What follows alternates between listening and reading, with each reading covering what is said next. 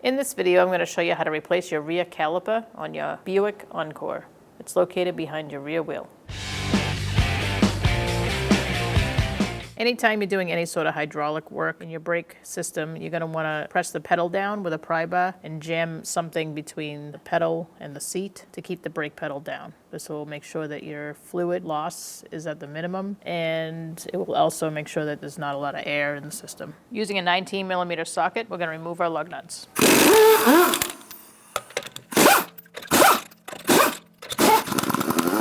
Remove the wheel.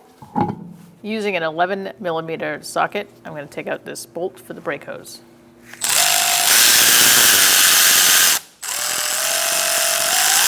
Make sure you have a drip pan below and let that drip out, or you can plug it. We have our brake pedal compressed, so it runs out of fluid eventually without draining the whole system. We're going to take this little clip out for the e-brake, and then we're going to squeeze this with some pliers and take out the e-brake cable. So to do this, we're going to use some needle nose, and we're just going to pull it right out. And now we're going to take some adjustable pliers, and we're going to squeeze down on that lever and take it out, and then let that out. We're going to wiggle that until it comes out. You can push the boot through. Just don't break the boot. And let that hang. Using a 15mm socket and an extension, I'm going to remove these two caliper bracket bolts.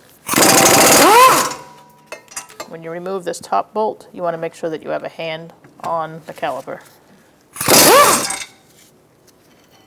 Now we're going to remove the whole piece.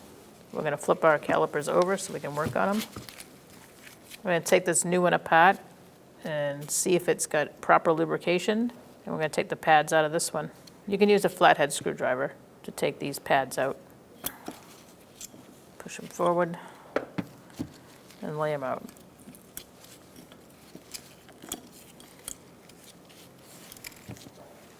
Now we can take this away. The bolt closest to the bleeder is a 13mm socket. The other bolt is a 10mm socket. Using a pry bar to hold it down, I'm going to take out this bolt.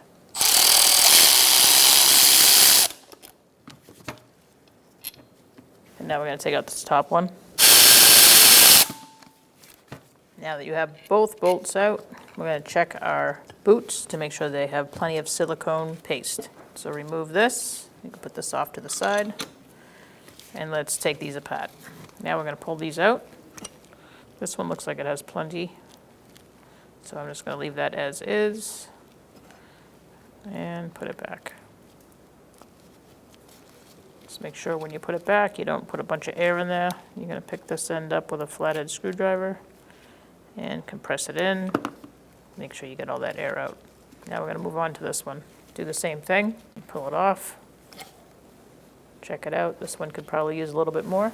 Add some. Make sure it's all in there. And we're going to put it back in. Push it in. Make sure all the air is out. You should feel some resistance, like a vacuum. If you don't, you got air in there. There we go. We're going to flip this over, and now we're going to put our tins in. I'm going to use some silicone paste here and on the top. I'm going to finger paint that in. So you got a thin layer. Now we're going to put our tins in.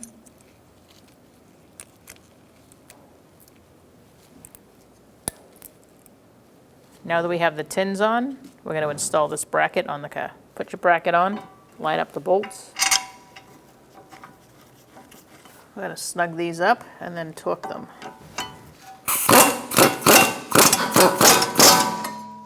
We're going to torque these to 74 foot-pounds.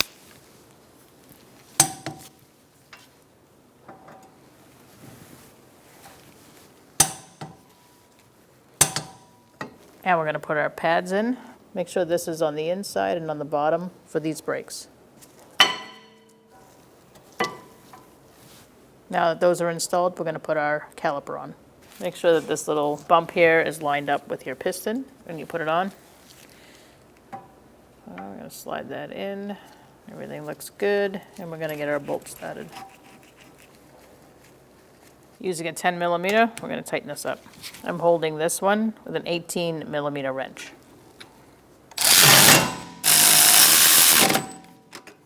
Now we're going to torque those to 21 foot-pounds.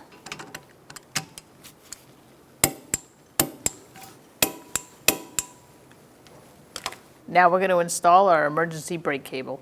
You're going to put your emergency brake cable in, feed it up through, and put your clip in there to lock it in.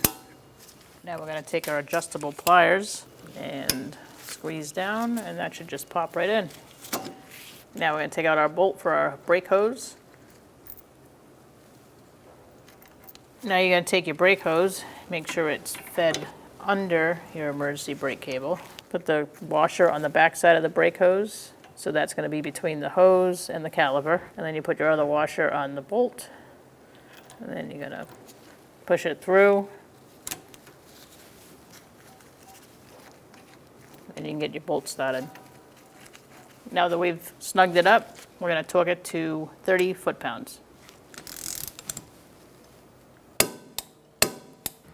At this point, you can take out your pry bar, pump your brake up a little bit, and then begin your gravity bleed. We are going to remove our bleeder cap. Loosen the bleeder. All right, so we're looking for a steady stream with no air bubbles. That looks pretty good. And I'm going to close it down. Use some brake pads cleaner to clean it off, and then put your cap back on. Install your wheel. Start your lug nuts by hand. Make sure that one is centered and on the bottom. I'm going to walk the wheel up and then tighten in a star-like pattern. Using a 19 millimeter socket. We're going to torque our wheel to 100 foot-pounds in a star-like pattern.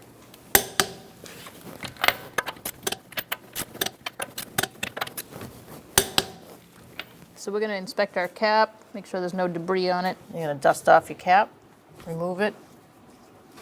After you take your cap off, make sure you check the cap. It should say what the manufacturer specifies for brake fluid. This one says .4. And we're going to take out our little filter here. You might need a screwdriver to do that, or a pick.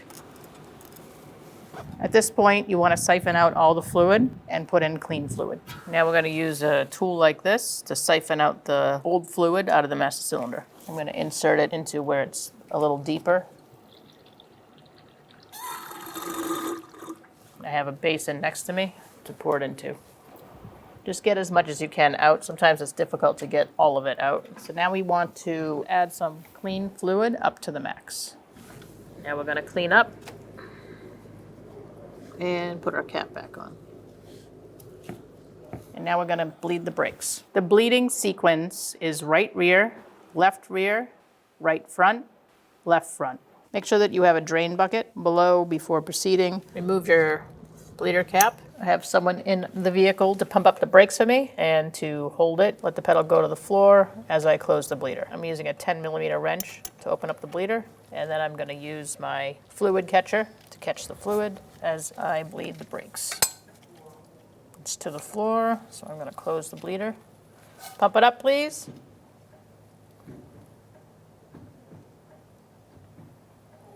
He's holding, so I'm going to open up the bleeder. It's to the floor. As we're doing this, we're looking at this hose for air bubbles, or if you're not using this and you just have a drip pan below, you're looking for air bubbles coming out. It's to the floor. I'm still seeing quite a bit of air, so we're going to pump it up again.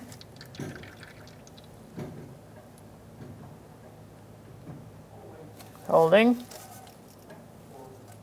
We're going to do one more on this side. Pump it up, please.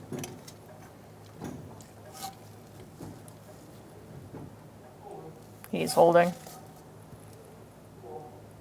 It's to the floor. I have not seen any air bubbles on that one, so we're going to tighten this up. Make sure you clean it off and replace the cap. And now we're going to go to our left rear wheel. So after you've done the first two wheels, you want to make sure you Take your cap off and check your fluid, and just top off if you need to. Again, it should be at that max line.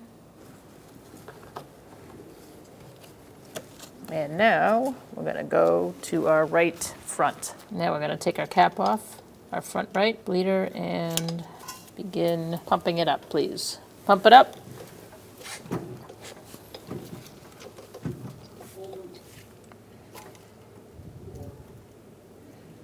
Still saw some air in there, so we're doing one more. Pump it up, please. Holding. That's better. Tighten up the bleeder. And I'm going to clean it off with some brake pads cleaner.